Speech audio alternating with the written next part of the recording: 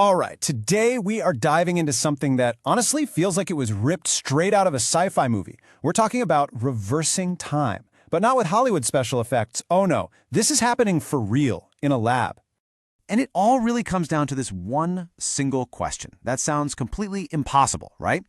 Can a wave actually travel backward in time? I mean, for decades, physicists have been chasing this idea, and it's always felt just out of reach. Well, here's the bombshell. The answer is yes, it can. A team of scientists in a controlled, repeatable experiment literally made an electromagnetic wave run backward through time. So this is not a theory anymore. This is something they actually did. Okay, so let's get into what this actually means. To really wrap our heads around it, we first have to understand this brand new physical phenomenon.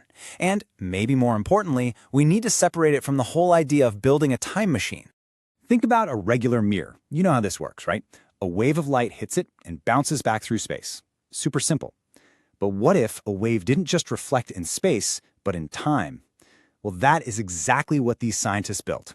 A wave hits a special kind of boundary, and instead of bouncing back, it gets sent reeling backward, retracing the exact path it just took through time.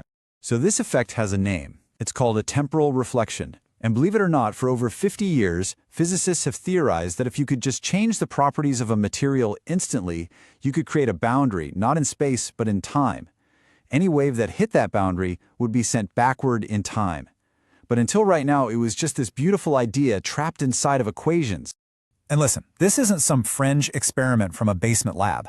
The proof, the real deal, was peer-reviewed and published in Nature Physics, one of the top physics journals in the world, by a team from the City University of New York. So yeah, the gap between theory and reality, it's officially been closed. So, of course, the big question is, how? How in the world did they actually do it? How do you build a device that can create a mirror for time? Well, the setup is actually surprisingly clever. Get this, they didn't need some billion-dollar particle accelerator. The team used a special strip of metal called a metamaterial. The best way to think about it is like building with Legos, but at a molecular scale, to create a material that has properties you just can't find in nature. And all along this strip, they embedded tons of tiny, incredibly fast electronic switches, all powered by some pretty beefy capacitor banks. Okay, so here's how it works. First, they send a wave traveling down the metal strip. And then comes the magic moment. All of those tiny switches are flipped in perfect, absolute unison. This sudden, jarring change in the material's properties creates what they call a temporal boundary. The very instant the original wave hits this boundary, a perfect, time-reversed copy of it just emerges and starts traveling backward in time. Now, the real secret to pulling this off? Perfect synchronization. And I mean perfect. Every single one of those switches has to flip at the exact same picosecond. If the timing is off by even a tiny, tiny fraction of a second, the temporal boundary isn't clean, and the whole time reversal effect just disappears. So, this is obviously super cool, but it's way more than just a fascinating physics experiment. It has immediate, real-world consequences for technology as we know it, starting like right now. First of all, it proves something physicists have been arguing about for over half a century. I mean, these ideas about temporal boundaries have been kicking around since the 1960s, but they were pure theory. This experiment is the first time anyone has provided concrete physical proof that it's actually possible. But it's not just about proving an old theory right. This experiment basically unlocks a whole new toolbox for physicists. It lets them do things like frequency translation, which we'll get to in a sec, and it could probably even apply to sound waves or maybe even quantum particles. And get this, they're already talking about creating temporal cavities. That would be like trapping a signal between two boundaries in time. It's like an echo, but for time itself. Wow. Okay, let's zero in on this frequency translation thing because this is a big deal. Imagine your Wi-Fi signal is like a radio station, broadcasting on, say, 99.7 FM.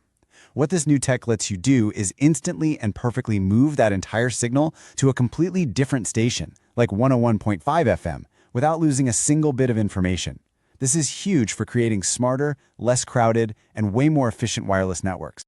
But let's zoom out for a second, because this isn't really just about one experiment. It's a sign of a much, much bigger shift.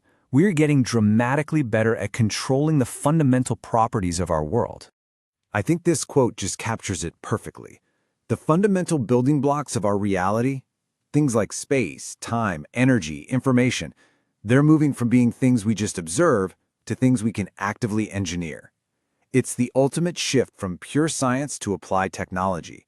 And you have to realize this isn't happening in a vacuum.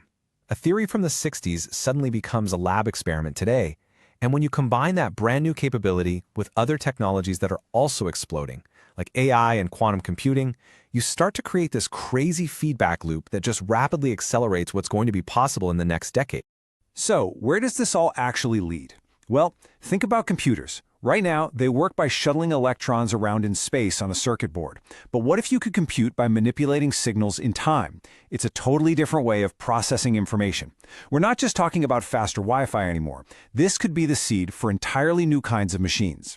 And that's why paying attention to these deep tech discoveries really matters. Most people are going to see a headline about a physics paper and just scroll right past it. But the ones who stop and ask, wait, how does this change the rules? Those are the ones who are going to define the next wave of innovation. The advantage always goes to those who see the connections first. So, I'll just leave you with this thought. We have now officially demonstrated that, inside a system, we can engineer conditions where a wave experiences time flowing backward. If we really are at the dawn of learning how to program the flow of time itself, what do you think comes next?